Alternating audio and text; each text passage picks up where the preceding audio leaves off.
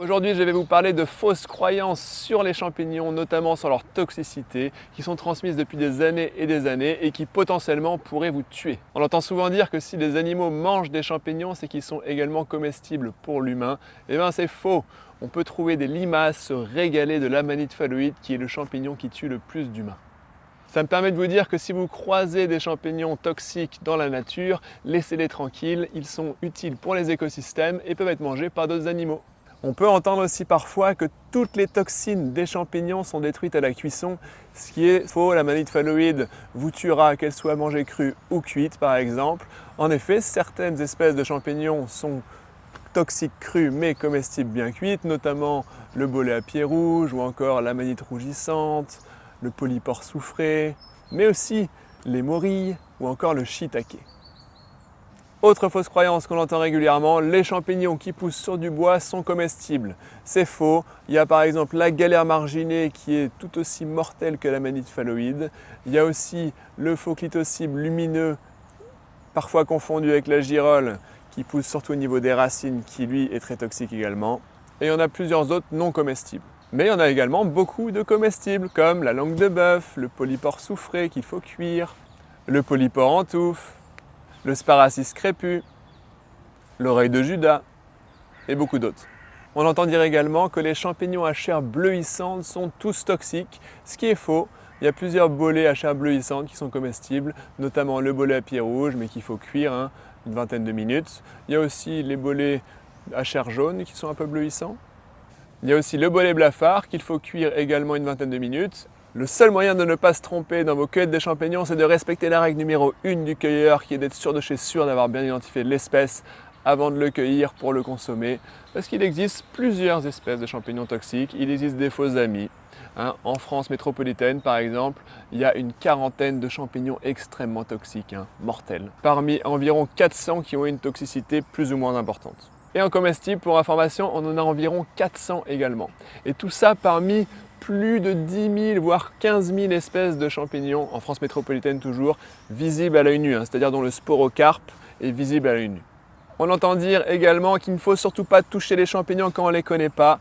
Eh bien, sachez qu'il n'y a aucun problème à toucher les champignons, même les plus toxiques, même l'amanite phalloïde. Vous pouvez lui caresser le chapeau, voire lui faire un petit bisou, sans aucun danger, même en mettant votre doigt dans la bouche après.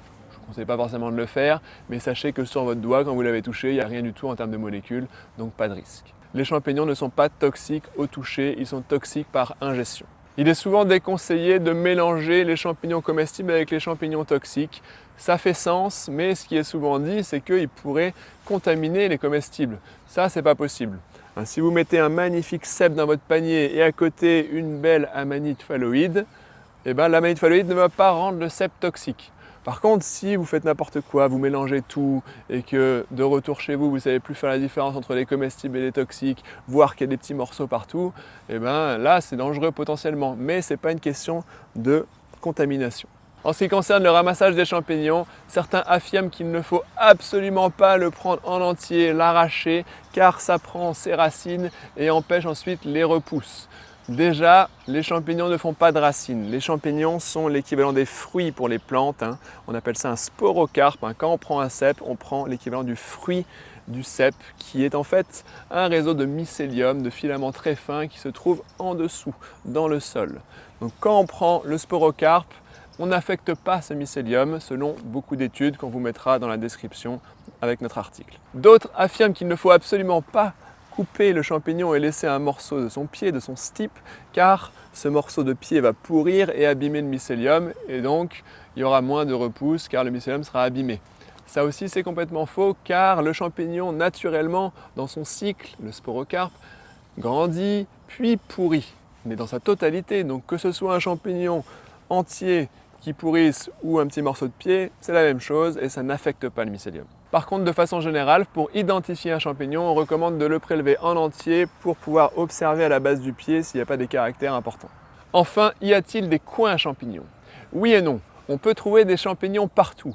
Et si on s'intéresse aux champignons et qu'on apprend à identifier beaucoup d'espèces de champignons comestibles, vous vous rappelez, il y en a plus de 400. Donc nous, c'est ce qu'on fait au Chemin de la Nature. On ne transmet pas que la connaissance des cèpes, des girolles, des trompettes des morts, des champignons comme ça un petit peu connus et cueillis par la plupart des gens. on parle de tous les autres.